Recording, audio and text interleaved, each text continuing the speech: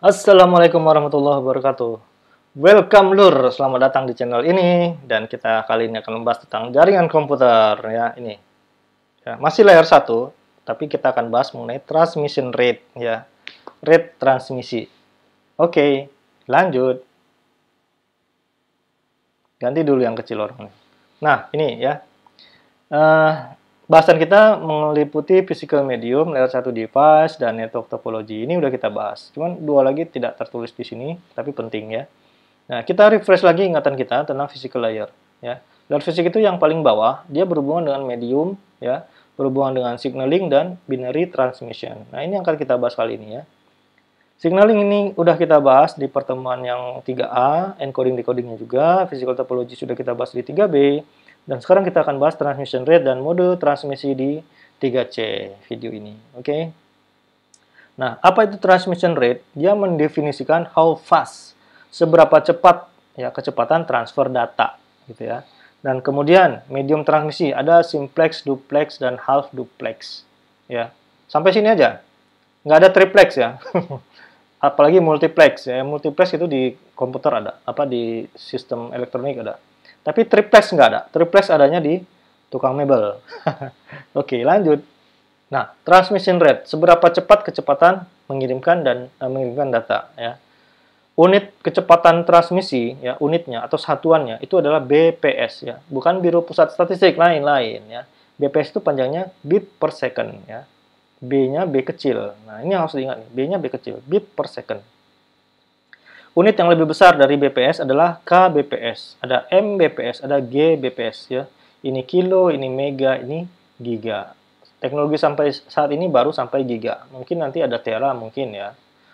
Dan setiap kenaikan itu harus dikali 1000. Misalkan dari bit ke kbit ya, kilobit. Itu 1000 perkaliannya.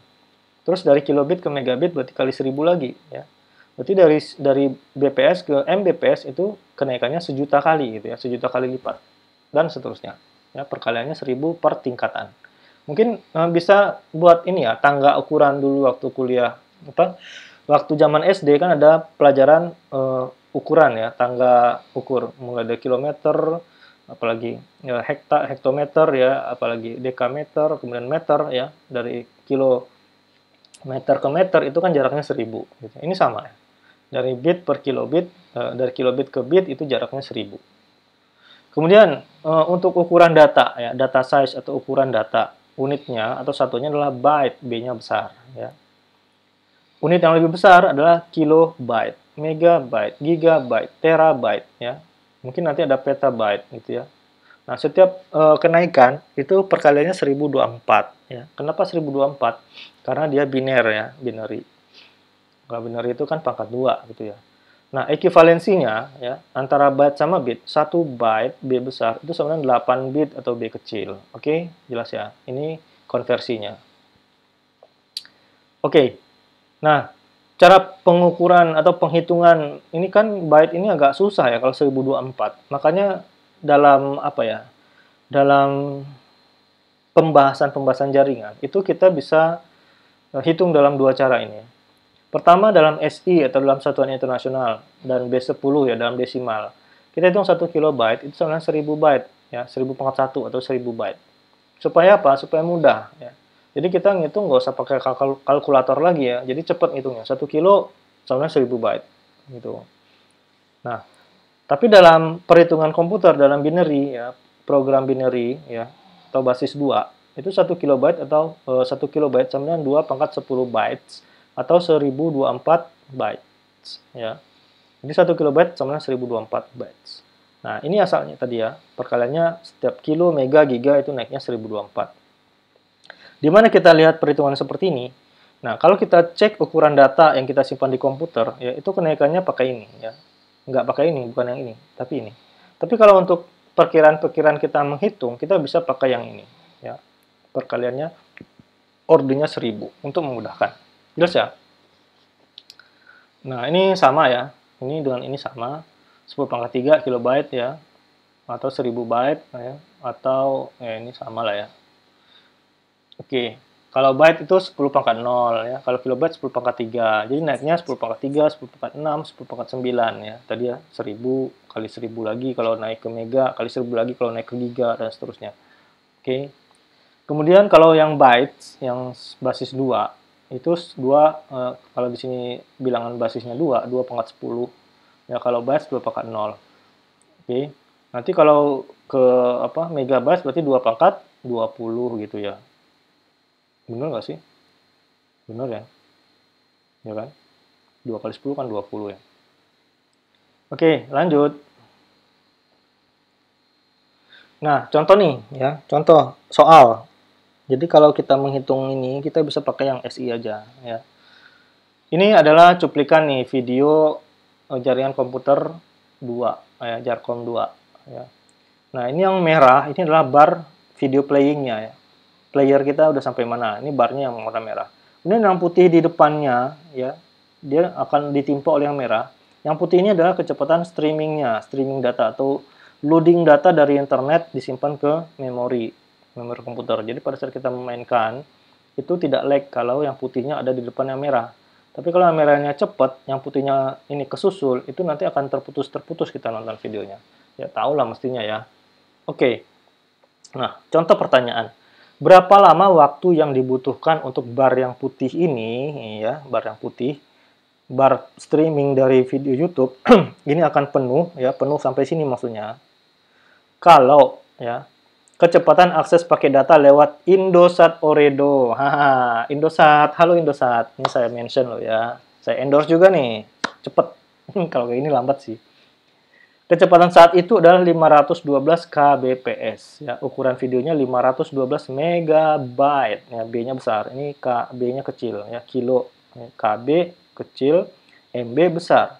Resolusi yang saya tonton 720p. Ya, pixel. Ya, resolusinya 720 pixel yang lumayan tajam lah.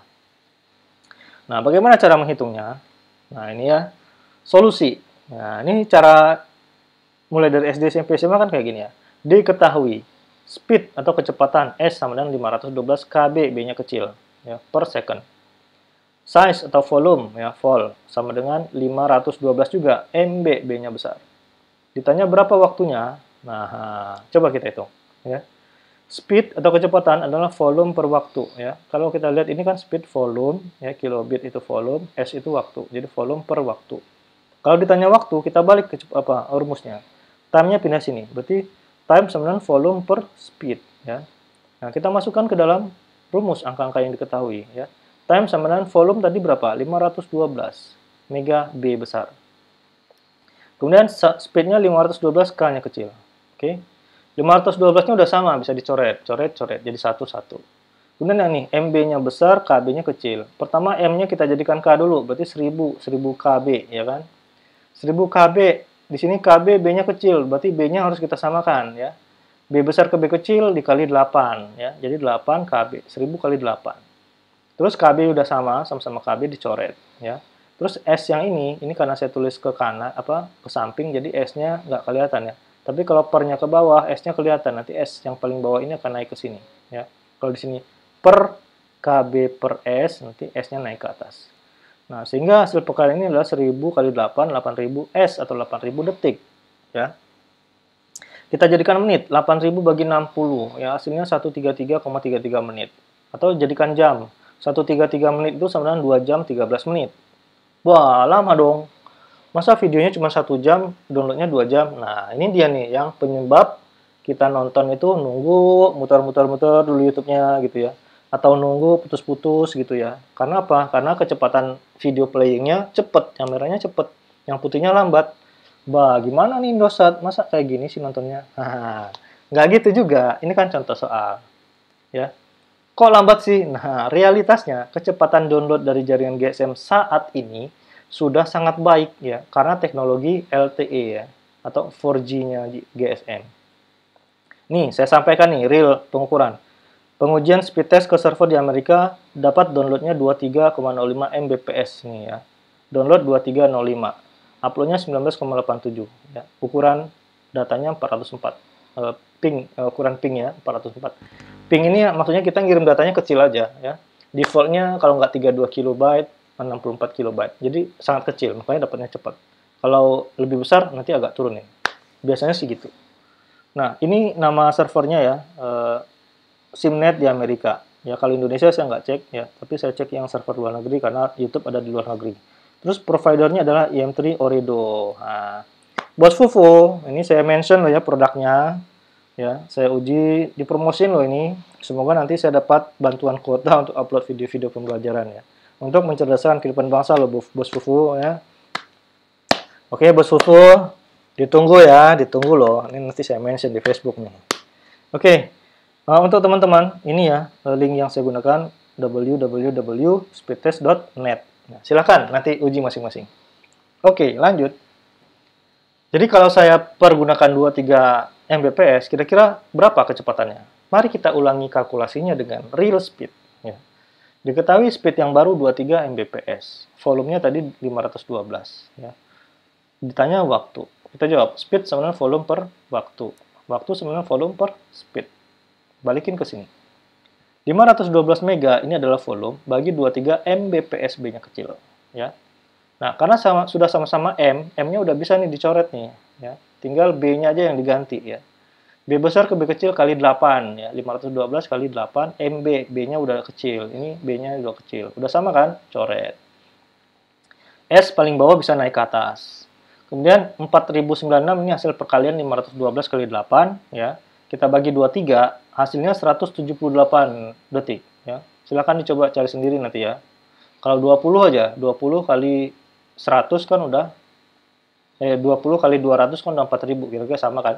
Jadi kira-kira 200 second gitu ya. Kalau kira-kira pakai perkiraan. Tapi kalau pakai kalkulator hasilnya segini. Kemudian kita bagi nih. 178 detik dibagi 60. Kalau satunya mau jadi menit, berarti 2,9 menit atau sekitar 3 menitan. Nah, cepet kan? Wah, keren Indosat, hebat.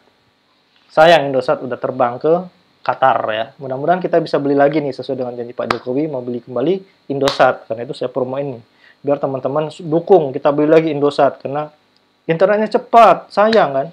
Indosat juga punya kabel bawah laut dari Jakarta ke Singapura ya, kabel FO, fiber optik. Itu berita yang saya dapatkan tahun 2000 berapa? 2010-an gitu kalau nggak salah. Oke, lanjut. Nah, apakah secepat itu? Nggak juga ya. Jadi gini, dalam jaringan yang ideal di mana loss-loss jaringan tidak ada, ya, loss-loss jaringan atau loss-loss transmisi. Kalau kalian pernah belajar bagaimana transmisi jaringan listrik dari PLTA ke rumah kita, itu kan jaraknya jauh banget ya. Nah, itu di jalur transmisi itu ada loss-loss, ada daya yang hilang gitu. Jadi rugi sebetulnya, banyak rugi kan. Nah, di dalam jaringan komputer juga sama. Jadi kalau ada loss-loss jaringan, speednya jadi menurun gitu loh. Ya. Jadi kalau jaringannya ideal, tidak ada loss-loss, dan pemakaian jalur bandwidth sepenuhnya tanpa sharing, ya, nggak ada putus-putus dan seterusnya, maka mungkin, ya, hal itu mungkin mendownload file 512 mega itu hanya 2 menit saja, mungkin, ya. Seperti kecepatan kita ngopi ke harddisk, ya, ngopi ke harddisk eksternal misalkan, itu kan cepat banget ya. Ukuran 1 giga, 2 giga malah itu cuma sekitar 1 menitan gitu kan, cepat, bahkan di bawah itu. Nah, itu mungkin. Jadi hal itu mungkin. Tapi realitasnya adanya loss-loss jaringan. Ya, misalkan delay di jaringan transmisi atau ada bottleneck. Ya, bottleneck itu leher botol ya. Pernah lihat botol kan? Botol kecap gitu ya. Bawahnya kan besar. Terus di lehernya kan kecil ya. Makanya kalau pemabuk itu disebut nyekek botol gitu lah. Hahaha. Nah, bandingkan kalau botol itu, katakanlah botol anggur ya, botol anggur untuk mabuk-mabukan itu kita tuang, itu kan airnya keluarnya kecil ya, lambat gitu kan, sampai airnya habis. Bandingkan sama gelas yang setinggi botol misalkan ya, gelas-gelas Tupperware, halo Tupperware saya mention juga, gelas-gelas itu kan kalau kita tuang, airnya langsung biur habis gitu kan. Karena apa? Karena tidak ada jalur yang menyempit. Jadi bottleneck ini adalah jalur yang menyempit. Ya. Jadi kalau adanya loss disebabkan adanya bottleneck atau delay transmission atau bandwidth sharing ya. Bottleneck ini nantilah kita bahas ya, mungkin di router mudah-mudahan insya Allah. Terus bandwidth sharing ya, kemudian ada routing yang berubah ya. Ini menyebabkan kecepatan agak sedikit menurun ya. Terus bandwidth sharing itu contohnya apa? Dari jaringan GSM ini ya, masuk ke jaringan Indosat, itu kan di jaringan Indosat tidak mungkin cuma saya sendiri yang pakai kan, pasti ada pelanggan lain yang pakai gitu loh. Nah, itu yang disebut dengan bandwidth sharing. Jadi kecepatannya sharing sama orang-orang yang lain gitu kan. Oke, kemudian routing yang berubah. Ingat tadi pelajaran bagaimana router itu koneksinya mesh ya ke router-router yang lain ya. Ada koneksi topologinya mesh ya, topologi mesh ke router-router yang lain. Nah, misalkan router tadi lewat satu router, misalkan router kita, router Indosat lewat router A untuk menuju YouTube. Ternyata koneksi ke router A putus. Maka router Indosat akan mengupdate routing yang baru lewat router B katakanlah untuk mencapai YouTube. Nah, perubahan itu juga menyebabkan kelambatan. Tapi penurunan kecepatan itu tidak akan signifikan ya, tidak akan terasa karena teknologinya udah canggih saat ini ya, tidak signifikan lagi. Dan lagi, video playing itu masih lebih lambat daripada proses stream downloadnya gitu. Jadi walau bagaimanapun stream downloadnya tetap duluan, sehingga kita tidak merasakan nonton video putus-putus atau nanti ada yang muter-muter gitu, tombol play ada putar-putar di atas pusing-pusing gitu kan. Nah, oke. Jadi itulah kondisi realnya. Jadi walau bagaimanapun kita masih merasakan nyaman nonton video YouTube. Tidak seperti 10 tahun lalu masih nunggu ya, masih nunggu gitu. Oke, lanjut. Nah, itu tadi tentang transmission rate. Sekarang kita bahas transmission mode atau mode transmisi. Ya. Pertama ada simplex ya, kemudian ada half duplex dan terakhir full duplex. Muternya ke sini ya. Oke, yang simplex itu one way direction ya, hanya satu arah ya, dari satu sini ke sini. Ya, sedangkan half duplex ada komunikasinya dua arah tapi gantian. Ya, pada saat A kirim, B nerima, B diam dulu. Ya. Pada saat sudah selesai, misalkan B mau mengirim, A-nya diam supaya datanya bisa dikirim, gitu ya. Jadi harus gantian, intinya seperti itu. Terus yang terakhir adalah full duplex, ya. Full duplex artinya keduanya bisa mengirim data saat bersamaan, ya, tidak harus menunggu, ya. Yang triplex nggak ada ya, triplex adanya di tukang mebel. Oke, lanjut. Nah, ini contohnya simplex mode, ya, untuk memudahkan pemahaman kita. Komunikasi simplex mode itu komunikasinya satu arah atau one way ya. Hanya satu perangkat yang bisa mengirim data, yang lainnya hanya bisa menerima. Contohnya di jalur jalan raya. Di jalan satu arah itu hanya satu arah yang bisa lewat. Arah lain tidak bisa lewat, gitu ya. Nah, ini namanya komunikasi simplex. Ini kalau misalkan kalian nanti lewat jalan satu arah ya, nanti kalian bisa biar cepat ingat gitu ya. Nah, ini jalan simplex ini gitu. Ya, gitu ya. Nih, contohnya nih, jalan satu arah, masuk ke sini, antrian McD gitu. Atau nih, ini lebih kelihatan ya. Di sini ada perboden ya. The forbidden, asalnya forbidden. Kalau bahasa Indonesia di perboden. Jadi jalannya di perboden nih, di forbidden. Jadi jalan sini nggak boleh lewat, forbid. Harus dari arah sana ke sini gitu. Oke. Nah, contohnya di dalam komputer, keyboard dan mouse hanya bisa mengirim data ya. Berarti simplexnya dari keyboard atau mouse ke CPU. Atau monitor hanya bisa menerima data untuk ditampilkan. Berarti monitor komunikasinya jalan dari CPU ke monitor ya. Simplexnya seperti itu. Nggak ada transmisi dari monitor ke CPU gitu kan. Oke. Kecuali monitor yang baru nih, yang touch screen ya. Nah, itu udah dua arah itu ya. Jadi kalau monitor yang baru yang sudah mensupport touch screen itu komunikasinya dua arah. Jadi kita bisa set di layar, nanti ya gerak-gerakin layarnya, nanti bisa jadi inputan untuk ke CPU. Oke, lanjut. Terus half duplex mode. Nah, ini tadinya jalan dua arah, tapi karena sesuatu hal jadi satu arah. Contoh ya. Komunikasinya dua arah, two ways, tapi gantian. Ya. Ini contohnya nih. Di jalan raya yang terputus ya di pegunungan karena longsor misalnya. Kemudian ada pekerjaan jalan. Nah, di situ ada sistem buka tutup ya. Pada saat polisi di sini membuka jalan, kendaraan lewat ke bawah. Yang di bawah harus ditutup, ya, gantian. Nah, pada saat di sini habis, baru di sini bisa lewat, ya. Atau misalkan udah di set biar adil, 1 menit kendaraan lewat. Sudah itu di sini ditutup sama polisi, nggak boleh lewat lagi supaya yang bawah bisa lewat gantian. Ya, jadi terserah waktunya gimana.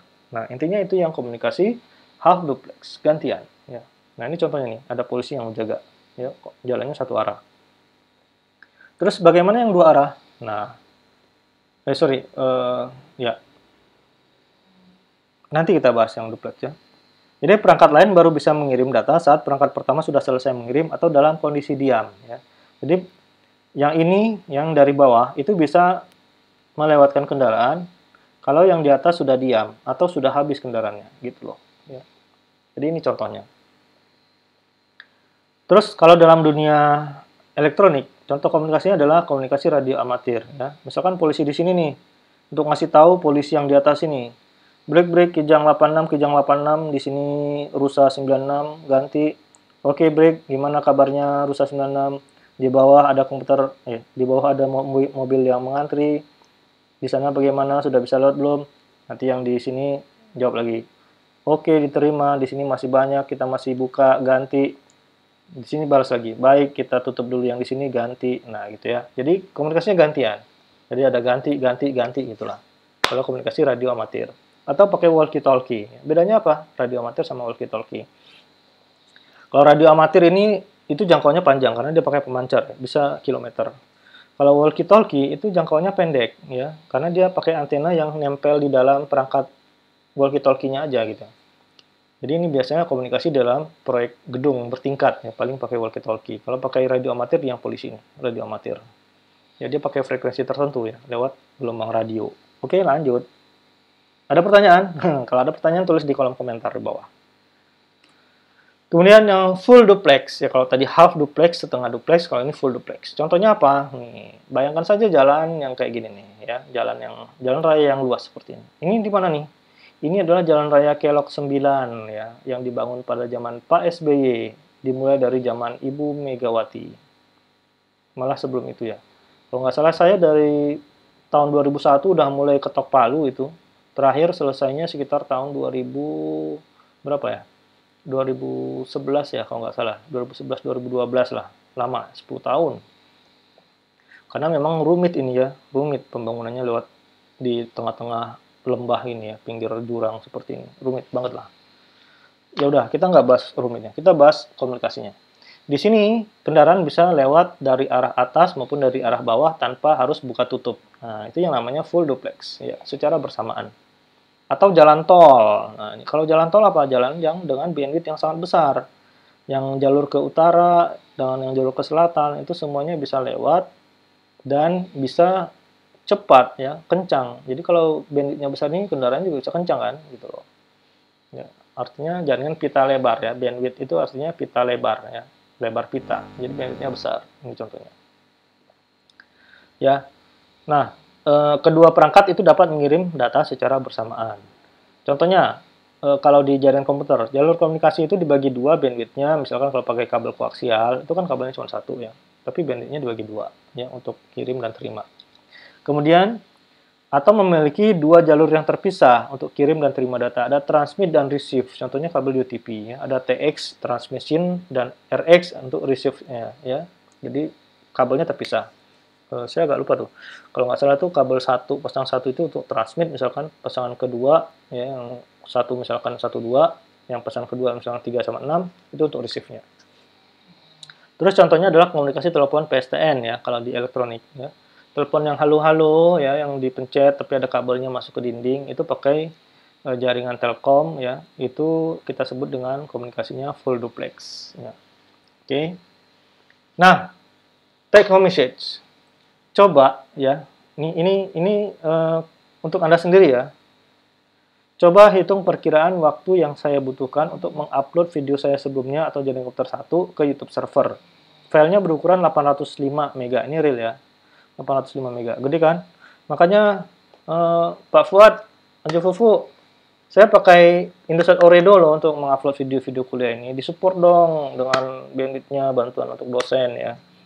Biar pembelajaran kita ini lancar dan menginspirasi banyak orang. Oke Indosat, siapa nih yang harus saya tag nih?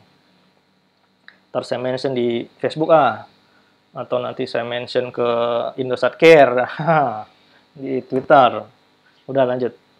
Oke, jadi kalau saya mengupload segini dengan kecepatan sesuai dengan hasil speed test yang di slide halaman 9, nanti buka lagi slide-nya, coba hitung ya, berapa kira-kira waktu yang dibutuhkan dalam kondisi real, tidak ada delay, tidak ada sharing, dan lain-lain. Terus yang kedua, Coba lakukan speed test untuk koneksi GSM yang Anda miliki. Ya, kalau misalkan kalian lewat jaringan kantor, ya nanti pakai ISP apa, silakan dilaporkan. Ya. Nanti tuliskan nama provider GSM-nya, ya. Kemudian kecepatan untuk server Indonesia, ya berapa nanti hasil speed test-nya, dan kecepatan untuk server di luar negeri, berapa hasil speed test-nya. Ya. Tulis juga nama target servernya ya, misalkan Indonesia tadi nanti kan kelihatan itu di software itu ya. Di aplikasi speed test itu yang tadi saya tuliskan ya, alamatnya ada di sana, cek lagi di slide 9. Nah, ganti nama server Indonesia, tulis nama target servernya apa, dan nama server di luar negeri, tulis nama target servernya apa. Kalau tadi saya kan pakai Americana kalau nggak salah ya. Dan tulis jawabannya di kolom komentar. Oke? Kita mau bandingkan nih, dari beberapa GSM dan dari beberapa ISP, mana yang lebih cepat. Ya. Oke? Terima kasih semuanya sudah menonton video ini, dan jangan lupa ikuti terus ya bahasan kita mengenai jaringan komputer supaya kita lebih paham tentang jaringan komputer di video saya selanjutnya. Oke, sampai ketemu lagi. Wassalamualaikum warahmatullahi wabarakatuh.